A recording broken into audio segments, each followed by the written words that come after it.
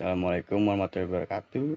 Nama saya Iqbal Firmansyah dari kelas C Malam Ilmu Komunikasi. Di sini saya akan menjelaskan teori komunikasi yang dimana ditulis oleh Joseph Odivito, yaitu tentang interpersonal communication theories. Yaitu yang pertama ini adalah latar belakang penemu teori. De Vito dikenal luas lewat bukunya yaitu The Interpersonal Communication Book, yang digunakan secara internasional dan membahas teori serta praktik komunikasi dalam kehidupan sehari-hari, baik di lingkungan pribadi, profesional, hingga digital. Ia menekankan bahwa komunikasi interpersonal bukanlah bakat alami, melainkan keterampilan yang bisa dipelajari dan dilatih.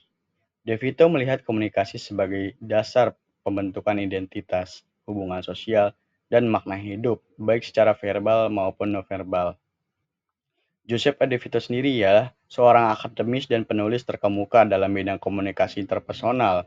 Ia mengajar di Hunter College City, University of New York, dan memiliki latar belakang pendidikan komunikasi dan linguistik dengan gelar doktor dari University of Illinois. Dan untuk selanjutnya, yaitu paradigma teori interpersonal communication, yang dimana teori komunikasi interpersonal yang dikembangkan oleh Joseph A. De Vito berakar pada paradigma konstruktivis, yaitu yang melihat kenyataan sosial sebagai sesuatu yang dibentuk melalui interaksi, bukan bersifat tetap atau objektif. Komunikasi dianggap sebagai proses dinamis untuk menciptakan makna di mana setiap individu membawa nilai, pengalaman, dan interpretasi yang unik. Dengan demikian, komunikasi interpersonal bukan hanya untuk menyampaikan pesan, tetapi juga berperan dalam membangun identitas diri, memperkuat hubungan sosial, serta menciptakan realitas bersama dalam masyarakat. Dan ketiga ini ada tradisi komunikasi teori interpersonal communication, yaitu yang dimana dalam kajian ilmu komunikasi, teori komunikasi interpersonal Joseph De Vito berada dalam dua tradisi utama, yaitu tradisi sosiopsikologis dan fenomenologis. Tradisi sosiopologis melihat komunikasi sebagai proses psikologis yang rasional dan terukur, berfokus pada persepsi, pengolahan pesan, serta pengaruh perilaku terhadap antar individu. Sementara itu, tradisi fenomenologis yaitu menekankan pengalaman subjektif dalam komunikasi, di mana makna dibentuk melalui dialog, empati, dan keterbukaan berdasarkan pengalaman masing-masing individu. De Vito menggabungkan kedua pendekatan ini secara holistik, menyoroti bahwa komunikasi interpersonal melibatkan aspek psikologi, sosial, emosional, dan budaya dalam setiap pertukaran pesan. Dan selanjutnya itu konteks historis interpersonal komunikasi.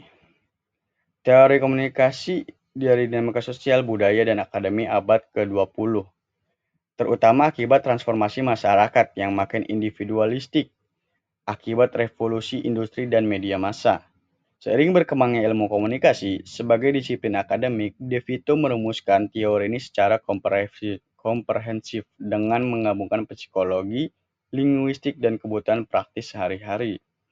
Munculnya teknologi komunikasi seperti internet juga mendorong pentingnya menjaga kualitas hubungan interpersonal melalui empati, makna, dan kesabaran emosional, baik dalam komunikasi tatap muka maupun digital. De Vito menekankan bahwa komunikasi bukan sekedar pertukaran kata, melainkan mengembangkan kepercayaan dan kedekatan antar manusia. Itu yang selanjutnya ada konsep dan asumsi tentang interpersonal komunikasi. Teori ini menekankan bahwa komunikasi adalah proses dinamis kontekstual yang membentuk hubungan sosial, identitas, dan makna hidup manusia. Teori ini mencakup konsep diri, persepsi, pesan verbal dan nonverbal, umpan balik, gangguan komunikasi atau noise, serta konteks komunikasi. Konsep diri memenuhi cara individu menyampaikan dan menerima pesan, sedangkan persepsi menentukan bagaimana pesan ditafsirkan. Pesan disampaikan tidak hanya melalui kata-kata, tetapi juga melalui bahasa tubuh, ekspresi wajah. Komunikasi bersifat dua arah dan membutuhkan umpan balik agar makna bisa dipahami bersama. De Vito juga menekankan pentingnya memahami konteks komunikasi karena setiap situasi memiliki pengaruh besar terhadap efektivitas penyampaian pesan.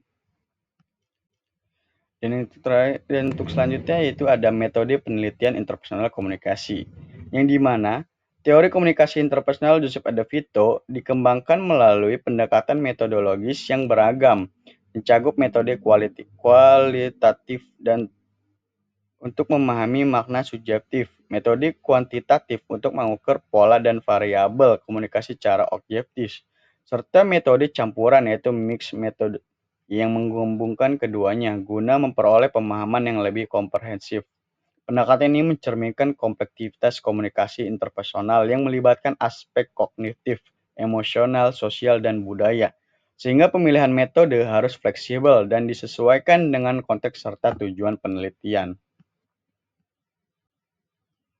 Dan selanjutnya yaitu ada relevansi saat ini, di mana teori komunikasi interpersonal tetap relevan di era digital, globalisasi, dan perbedaan generasi, karena mampu menjelaskan dinamika interaksi manusia melalui media sosial, lintas budaya, dan antar generasi.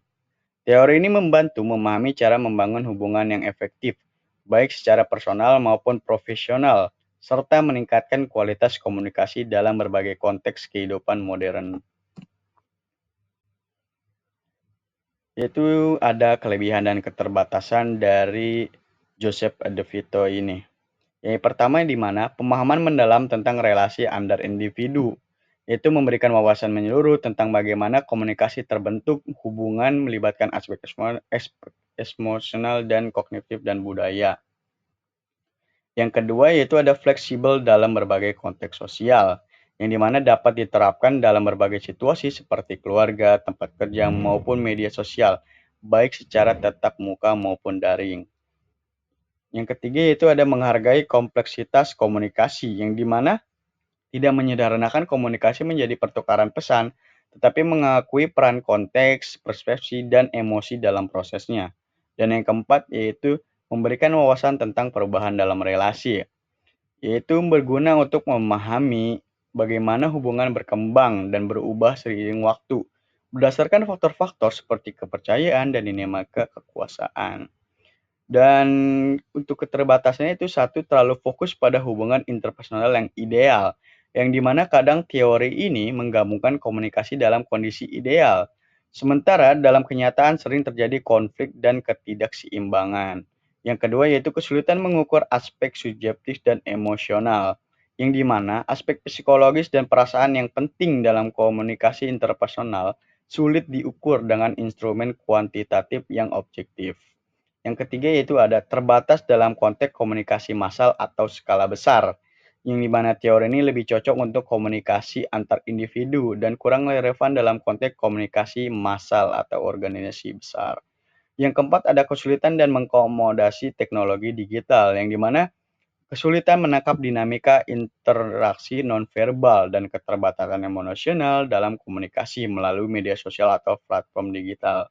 Yang kelima yaitu ada tantangan dalam menggabungkan pendekatan kualitatif dan kuantitatif, yang dimana menggabungkan pendekatan kualitatif dan kuantitatif untuk mengkaji teori ini bisa menjadi rumit dan membutuhkan strategi analisis yang hati-hati. Untuk kesimpulannya yaitu teori komunikasi interpersonal Joseph De Vito memandang komunikasi sebagai proses dinamis yang membentuk identitas, relasi, dan makna sosial berbasis paradigma konstruktivis. Teori ini menanamkan pentingnya persepsi, konsep diri, pesan verbal atau nonverbal, umpan balik dan konteks, menggabungkan tradisi sosiopsikologis dan fenomenologis. Teori ini relevan dalam komunikasi tatap muka maupun digital, lintas budaya, dan antar generasi. Meski fleksibel dan aplikatif, teori ini terbatas dalam konteks komunikasi massal dan sulit mengukur aspek emosional secara objektif. Sekian, terima kasih atas perhatiannya. Saya Iqbal Firmansyah, pamit undur diri. Wassalamualaikum warahmatullahi wabarakatuh.